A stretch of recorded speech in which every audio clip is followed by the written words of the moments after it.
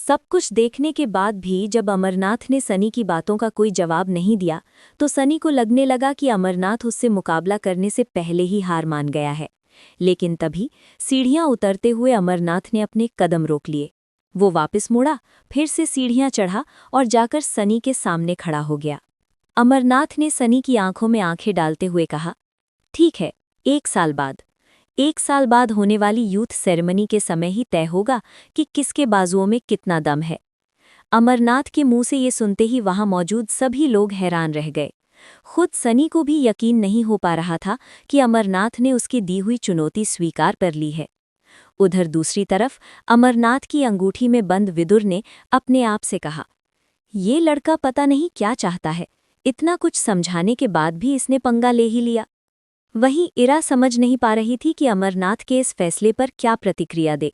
भले ही वो जानती थी कि अमरनाथ ने अपनी शक्ति का एक सितारा और आगे बढ़ा लिया है, लेकिन वो ये भी नकार नहीं सकती थी कि अभी अमरनाथ की शक्तियां इतनी नहीं बढ़ी थी कि वो सनी का सामना कर सके।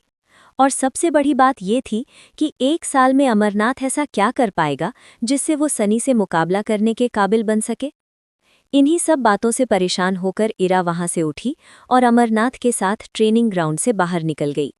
रास्ते में नाराजगी के साथ इरा ने कहा, आखिर तुम्हें ये सब कहने की क्या जरूरत थी? मेरे इशारे के बाद भी तुम्हें कुछ समझ नहीं आया। साफ दिख रहा था कि सनी तुम्हें उकसाना चाहता था ताकि तुम उसकी बात मान लो और फिर वो सबके सामने तुम्हारा मजाक बनाए। अमरनाथ ने भरोसे भरी आवाज में जवाब दिया, लेकिन ऐसा हुआ तो नहीं ना। और शायद तुमने ये भी देखा होगा कि जब मैंने उसकी चुनौती मानी तो उसके चेहरे का रंग कैसे उड़ गया था। वहां मौजूद लोगों की आंखों में मैंने अपने लिए वही भरोसा देखा जो 3 साल पहले नजर आया करता था।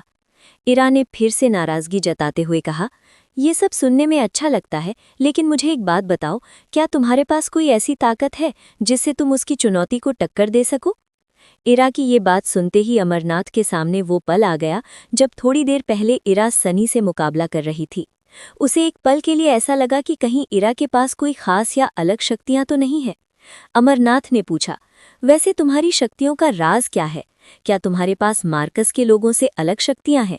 जिस तरह से तुम सनी का सामना कर रही थी उसे देखकर तो तुम मुझे बिल्कुल भी आम लड़की जैसी नहीं लगी।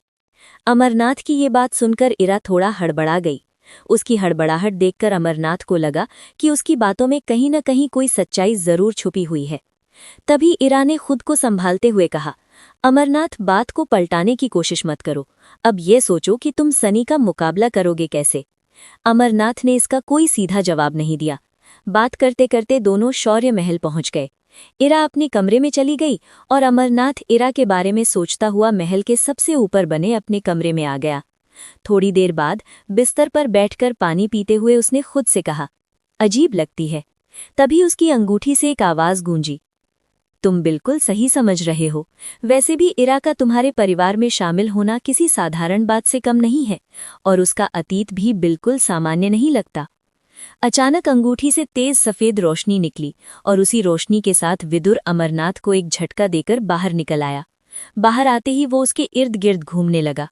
इस झटके से अमरनाथ ने नाराजगी में कहा, गुरुदेव, हर बार इस तरह से बाहर आना जरूरी है क्या?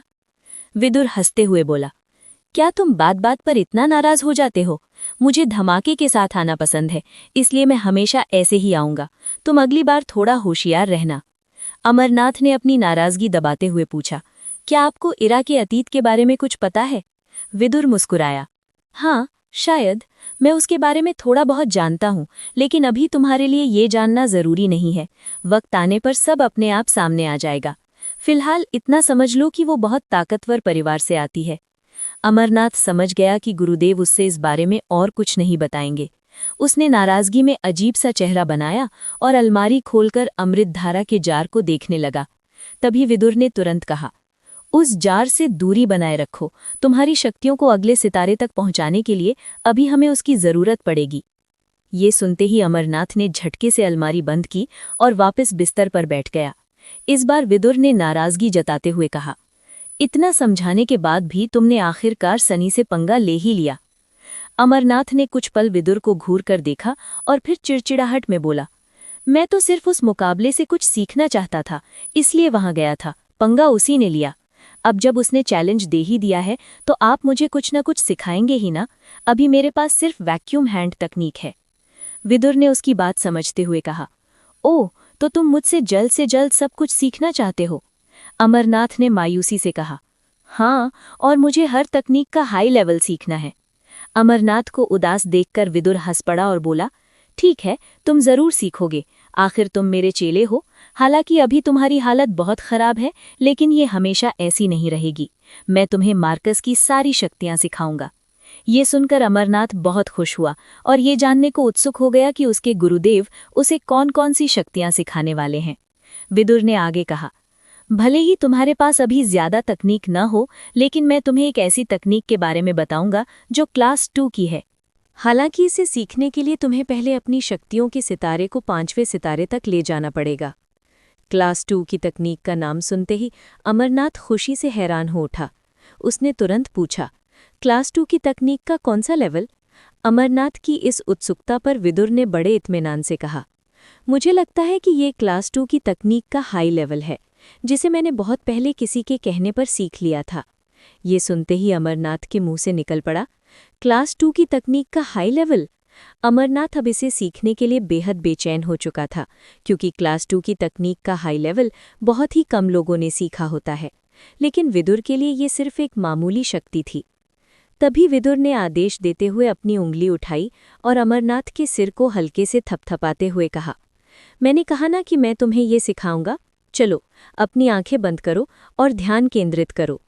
जैसे ही अमरनाथ ने विदुर के कहे अनुसार ध्यान लगाना शुरू किया, थोड़ी ही देर में उसके सिर में हल्का सा दर्द शुरू हो गया। उसे महसूस हुआ कि उसके दिमाग में बहुत सारी जानकारियां एक साथ आने लगी हैं। ऑक्टेन ब्लास्ट, क्लास 2 की तकनीक का हाई लेवल। करीबी मुकाबले में काम आने वाली शक्ति, जिसमें हमलों पर पूरा नियंत्रण और महारत हासिल की जाती है। विदुर की आवाज़ उसके दिमाग में गूंज रही थी। क्लास 1 की तकनीक सबसे सामान्य होती है, उसके बाद आती है क्लास 2, फिर क्लास 3, और दुनिया की सबसे कमाल की तकनीक होती है क्लास 4। हर तकनीक के 3 लेवल होते हैं, लो, मीडियम और हाई। अभी हम जिस तकनीक की बात कर रहे हैं वो है क्लास 2 की तकनीक, ऑक्टेन ब्लास्ट का हाई लेवल। इस तकनीक के हमलों में 8 अलग अलग ताकतें होती हैं। ये ताकतें इतनी शक्तिशाली होती हैं कि इसे क्लास 3 की तकनीक के लो लेवल के बराबर माना जाता है। विदुर की बातें सुनते हुए अमरनाथ धीरे धीरे होश में आने लगा। उसके पूरे शरीर में वो सारी जानकारियां दौड़ रही थीं जो अभी अभी उसके दिमाग में डाली गई थीं। अमरनाथ ने आंखें खोलीं और गहरी सांस लेते हुए कहा, मतलब इस तकनीक का हमला क्लास 3 की तकनीक के लो लेवल के बराबर होता है। ये तो काफ़ी सही है। मार्कस में शक्तियों की बात हो और क्लास 2 व क्लास 3 की तकनीकों के बीच तुलना की जाए तो दोनों के बीच बहुत बड़ा अंतर होता है। क्लास 3 की तकनीक मार्कस की दूसरी सबसे शक्तिशाली तकनीक मानी जाती है और पहली होती है क्लास 4। फिर भी माना जाता था कि क्लास 2 की तकनीक ऑक्टेन ब्लास्ट क्लास 3 की तकनीक के लो लेवल को टक्कर दे सकती है। इतना समझते ही अमरनाथ ने कहा, अगर मैं इस शक्ति को सीखकर इसे अच्छे से इस्तेमाल करना सीख जाऊं तो शायद मैं सनी को हरा सकता हूं। अमरनाथ अभी ऑक्टेन ब्लास्ट के बारे में सोच ही रहा था कि विदुर ने उसे हकीकत से रूबरू कराते हुए कहा, अरे यार, अभी से इतने ख्याली पुलाव मत बनाओ। भले ही क्लास 2 की तकनीक सीखने के लिए ज़्यादा सितारों की ज़रूरत ना हो, लेकिन अगर इसका इस्तेमाल करना है तो बाजुओं में ताकत होना बेहद ज़रूरी है। नहीं तो ऐसा हो सकता है कि दुश्मन से पहले तुम खुद ही अपने हाथ पैर तुड़वा लो। विदुर की ये बातें सुनकर अमरनाथ एक पल के लिए हताश हो गया, लेकिन अगले ही पल उसने पूछा, तो फिर मैं अपने शरीर की ताकत कैसे बढ़ाऊं? अमरनाथ का सवाल सुनकर विदुर ने जवाब दिया, अगर तुम्हें ताकत बढ़ानी है तो तुम्हें अपनी शक्तियों के सितारे बढ़ाने होंगे, और अगर तुम ऐसा नहीं कर पा रहे तो फिर तुम्हें किसी की मदद की ज़रूरत है। इतना कहते हुए विदुर चालाकी से मुस्कुराने लगे। उन्हें देखकर अमरनाथ समझ गया कि उसके गुरुदेव के दिमाग में कुछ न कुछ ज़रूर चल रहा है। अमरनाथ ने नाराज़ होकर कहा, आप कह रहे हैं कि मुझे किसी की मदद चाहिए और ऊपर से आप मुझ पर हंस भी रहे हैं। जहां अमरनाथ के चेहरे पर नाराज़गी थी, वहीं विदुर मुस्कुरा रहे थे। हंसते हुए विदुर बोले, अपनी ताकत बढ़ाने के लिए जितना ज़्यादा मार खाओगे उतना अच्छा होगा। ये कहकर विदुर लगातार हंसते रहे और अमरनाथ उन्हें देखकर और भी गुस्से में आ गया। उसे उस वक्त समझ नहीं आया कि विदुर का इशारा आखिर किस तरफ है।